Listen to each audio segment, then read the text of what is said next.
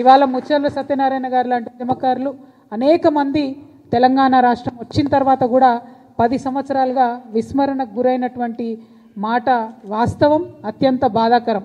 చాలా సందర్భాల్లో రవీంద్ర భారతిలో దగ్గరుండి ఆనాటి కల్చర్ డిపార్ట్మెంట్తోని దేశపతి శ్రీనివాస్ గారు నేను కలిసి అనేక మంది తెలంగాణ తేజోమూర్తుల చిత్రపటాలను కూడా పెట్టించడం జరిగింది.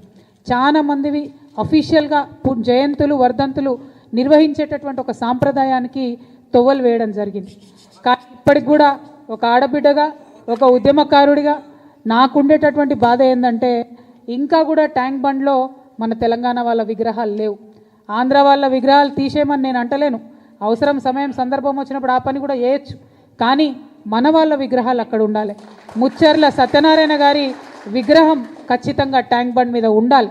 ఇటువంటి వారికి గౌరవం వచ్చినప్పుడే, ఇటువంటి వారికి గుర్తింపు వచ్చినప్పుడే రేపు పొద్దున జాగృతి యావరేజ్ ఏజ్ తీసుకుంటే 35 ఇయర్స్ కూడా ఉండదు. మా దగ్గర అంతా యంగ్స్టర్సే ఉంటారు ఎక్కువ.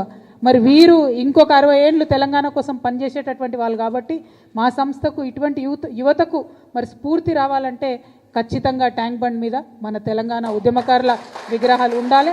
ముచ్చర్ల సత్యనారాయణ గారి విగ్రహం పెట్టాలని చెప్పి నేను ప్రభుత్వాన్ని డిమాండ్ చేస్తూ ఉన్నాను.